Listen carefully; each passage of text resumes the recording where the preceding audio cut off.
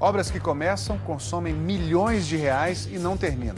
Estradas tão ruins que a viagem vira um teste de resistência. No segundo episódio da reportagem especial Descaminhos do Brasil, nossos repórteres mostram as piores rodovias do país. É barro para todo lado. O Fantástico está na BR-319, a única estrada entre Porto Velho e Manaus. Que é o trecho mais crítico da viagem. Na nossa viagem de 29 dias pelas piores e mais perigosas estradas brasileiras, a BR-319 não poderia faltar. É muito barro, muito barro. Já ficou. No período de chuva na Amazônia, nenhum ônibus se arrisca a passar por aqui. Com o tempo melhor, recomeçou a venda de passagens. Manaus agora, aí 14 horas, Manaus. No dia 21 de junho, embarcamos neste ônibus em Porto Velho. A primeira viagem para a capital do Amazonas, depois de 3 meses. Previsão de viagem a gente não pode dar, né? Porque a estrada tá imprevisível, né? O preço da passagem, R$ 230. Se o caminho de 890 quilômetros estivesse bom, seriam 18 horas de viagem. Mas ficamos muito mais tempo na estrada.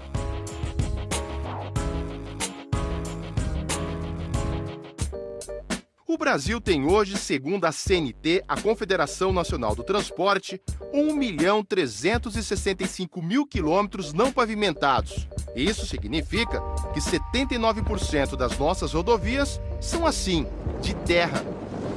E é de terra a maior parte da BR-319.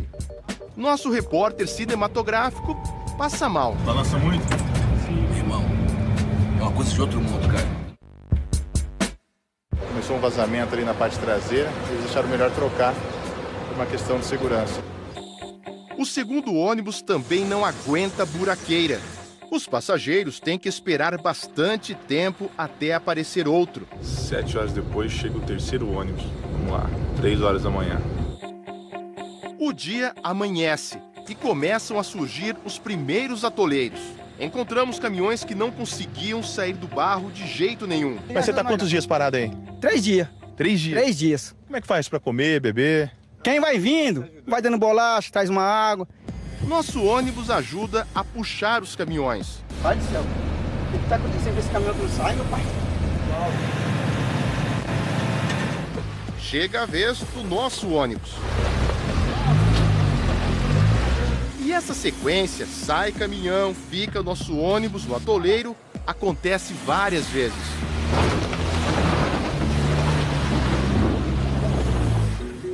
No ônibus estão 3 venezuelanos, os 3 fugindo da crise em seu país. Tem que pensar que ela não tem que comer e tem que sair.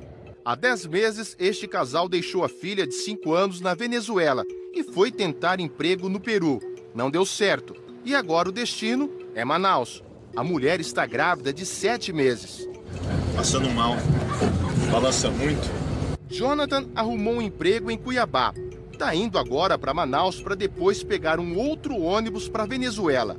O sonho é trazer a mulher e os 2 filhos que ficaram lá. A menina fala comigo por telefone. Olá, papá, como está?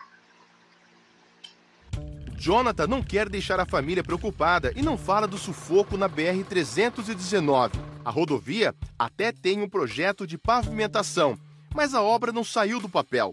Falta a aprovação dos órgãos ambientais. O que a gente mais temia está acontecendo.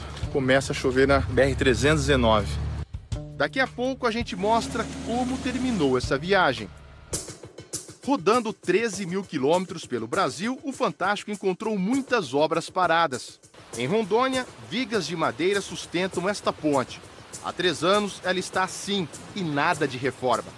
O DENIT, departamento do governo federal responsável pelas estradas e por essa obra, disse que não há risco de queda e que, por enquanto, a ponte vai continuar assim. Esta outra obra fica em Minas. A ponte foi construída em 2004. Na época foram gastos mais de 3 milhões de reais. Mas até agora, 14 anos depois, nenhum carro passou por aqui. E o motivo é bem simples. A ponte não tem ligação com rodovia alguma. Hoje, quem segue pela BR-367 precisa passar por dentro da pequena cidade de Minas Novas.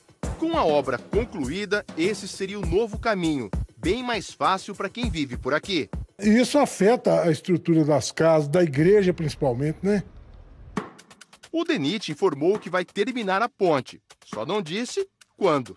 Para este especialista em infraestrutura, quanto mais tempo passa, mais se gasta dinheiro. Uma ponte abandonada, ela tem estruturas que se deterioram com o tempo. Quando você vai retomar, você tem que fazer praticamente um novo projeto, por questão de segurança. Um estudo da CNT, a Confederação Nacional do Transporte, concluiu 23 obras que estavam em andamento no Brasil em 2014 e já deveriam ter terminado, ainda não estão prontas. Olha aqui uma delas. Essa é uma obra que deveria evitar a destruição de um trecho da BR-163 aqui no Pará. É uma galeria de água bem feita, reforçada, mas a gente anda um pouquinho e percebe que a obra está parada e sem nenhuma função. A galeria só resolveria o problema da estrada se chegasse do outro lado desse paredão. Não existe previsão de quando essa obra será retomada. Quando chove, o outro lado da pista vira uma grande represa. Sem passagem para a água, o risco de a estrada ser destruída é grande. Com a galeria pronta, seria assim. No final das contas, ao não se fazer um bom planejamento e não se investir da forma adequada, o país acaba pagando uma conta muito alta. A CNT está preparando um relatório sobre a situação atual das nossas estradas e antecipou algumas conclusões ao Fantástico. Em relação aos pontos críticos, trechos com buracos ou erosões na pista, os estados com maior número de problemas são Pará, Ceará e Piauí. Entre tantos exemplos ruins pelo Brasil, a rodovia MA-006 chama atenção.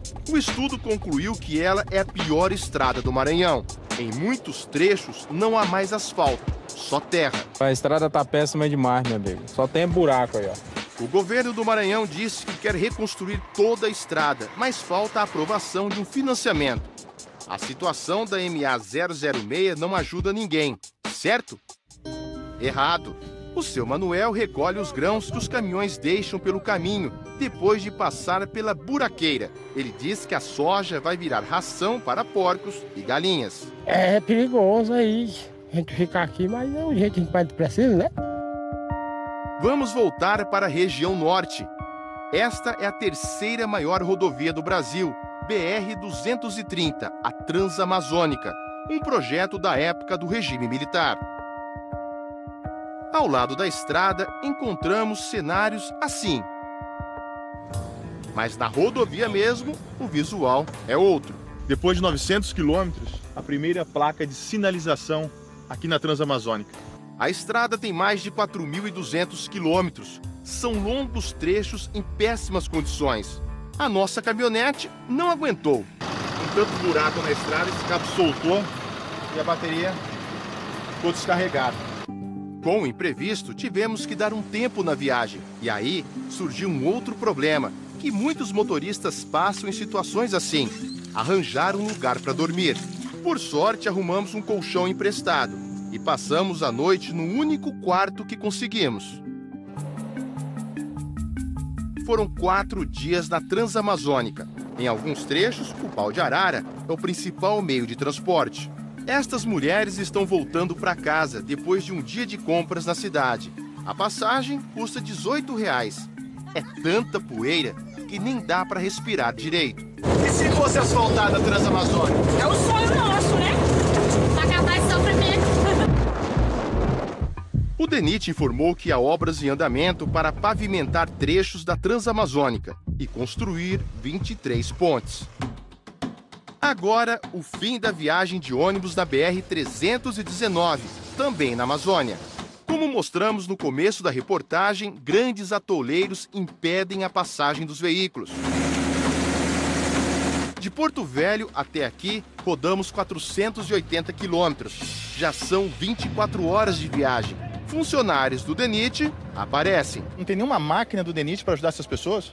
Olha, tem máquinas sim, nós temos as máquinas aqui, agora nós não temos máquina para ficar aqui à disposição. Foi com a ajuda de quem estava no ônibus e de caminhoneiros que os veículos saíram do barro.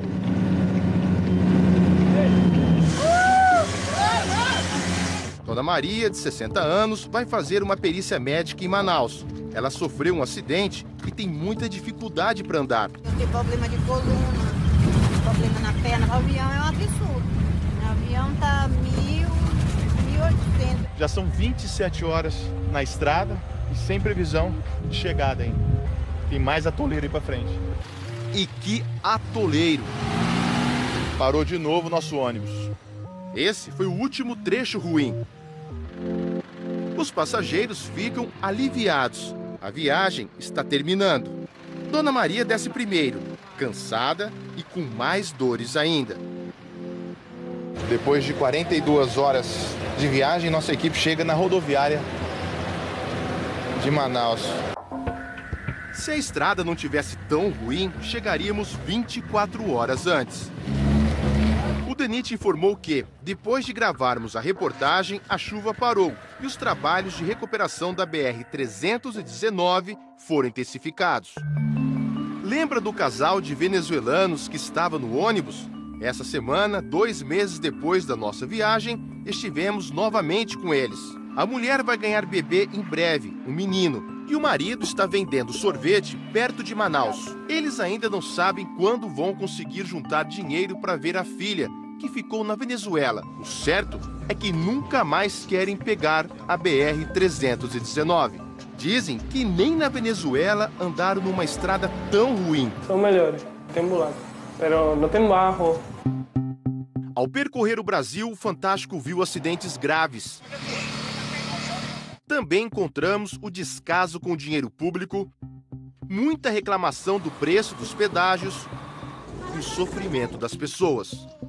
Segundo este especialista, se nada for feito, várias estradas podem entrar em colapso até 2025 e se tornarem completamente intransitáveis. Nós chegamos no fundo do poço, está ficando muito caro para nós. A nossa situação é de muita necessidade de investimento.